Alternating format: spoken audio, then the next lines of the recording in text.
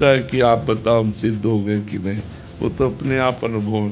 जैसे हम छक जाते हैं तो हमें पता होता है ना कि हम छक गए, ऐसे ही जब नाम का प्रभाव भगवत साक्षात्कार करवा देता है तो अपने को ही तो अनुभव होता है कि अब काम हमारा हो गया। लेकिन ऐसा नहीं है कि जिसका काम हो जाता है वो भजन बंद कर देता है, उसका और भजन होता है, भजन की भूख बढ़ जाती है, प्रेम में और भजन बढ़ जाता है, और भगवान से मिलन की व्याकुलता होती है, मिल के फिर मिलन की व्याकुलता होती है।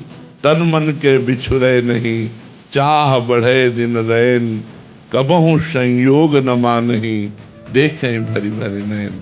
न तन से दूरी न मन से दूरी, पर फिर भी मिलने की चाह। यही भगवत स्वरूप का महिमामय रूप है। उसी में आसक्त चित्त होकर निरंतर डूबा रहना, ये सिद्ध महासिद्ध की जो पहचान है वो ये है कि सबसे पहली बात वो ममता किसी से नहीं करता। जो ममताहीन है, ना अपने शरीर से, ना शरीर संबंधियों से, ना किसी से वो सम्मान चाहता है, किसी से भी सम्मान नहीं चाहता।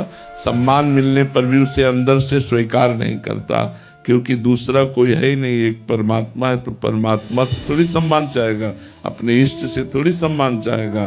तो निर्माण अमोहा, उसके ऊपर प्रभाव नहीं। जित संग दोषा, चाहे किसी भी संग, कितने भी गलत आचरण वालों के बीच में हो, जो रही उत्तम प्रकृति का कर सकत कुसंग, चंदन विष व्यापत नहीं लपटे रहत भुजंग।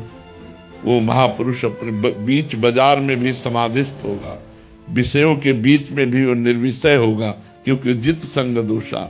अध्यात्म नित्या, नित्य वो आत्मा में ही चिंतन परायण, आत्मा में ही तृप्त, आत्मावान, वो अपने स्वरूप में रहता है। विनिवृत्त कामा, जिस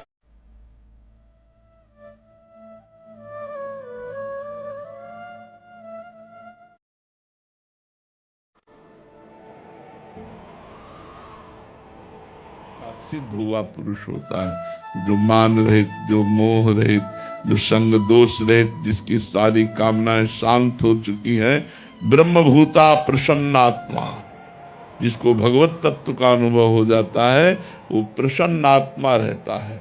उसमें किंचन मात्र कहीं शोक या हर्ष नहीं, प्रसन्न आत्मा।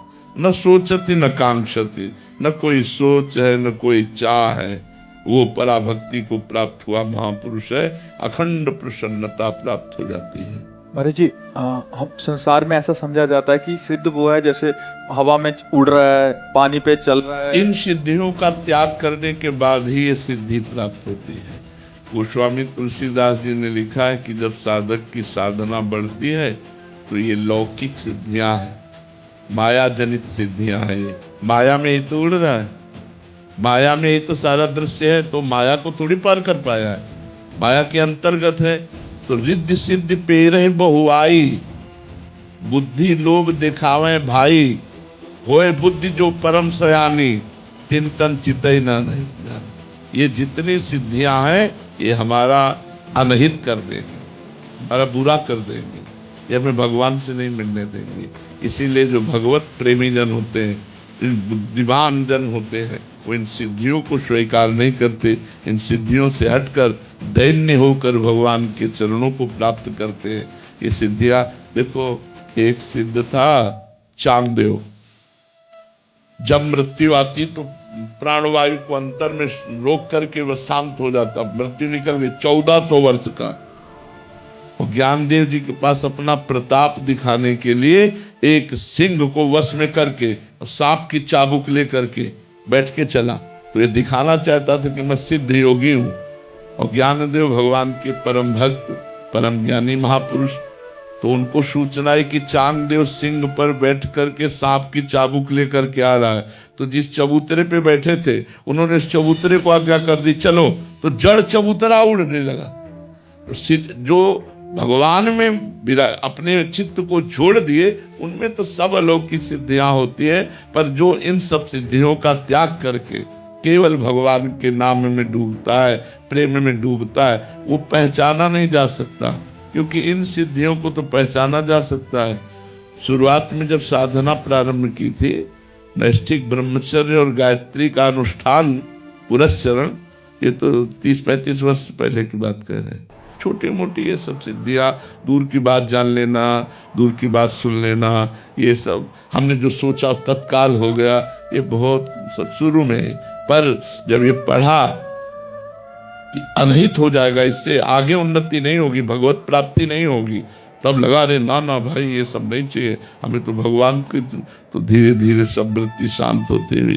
तो ये सिद्धावस्था का मतलब है भगवान के प्रेम में डूब जाना, भगवान की प्रेमानंद की मस्ती में डूब जाना। ये छोटी मोटी सिद्धियां, एक ही शरीर कई जगह दिखाई देना, पर्वत में भी प्रवेश कर जाना, तुम्हारे मन की बात जान लेना, ये कोई खास बात नहीं। आकाश में उड़ना, ये कोई खास बात नहीं। खास बात है भगवान को प्रेमाधीन, भगवान को अपने अधीन कर लेना, प्रेम में रो रो कर भगवान को अपने अधीन कर लेना, ये सबसे खास बात है। भगवान पीछे पीछे डोलते हैं भक्तों के, ये खास बात है। ये सिद्धियां आए तो महाराज जी एक जने आए थे, वो कह रहे थे कि हम बस नाम जब इसलिए करना है कि मेरे में एक आधी सिद्धि आ जाए तो आ जाएगी, बिल्कुल आ जाएगी।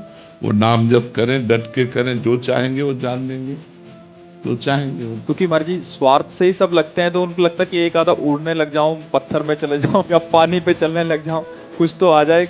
बड़े बड़े अपराध बन जाते हैं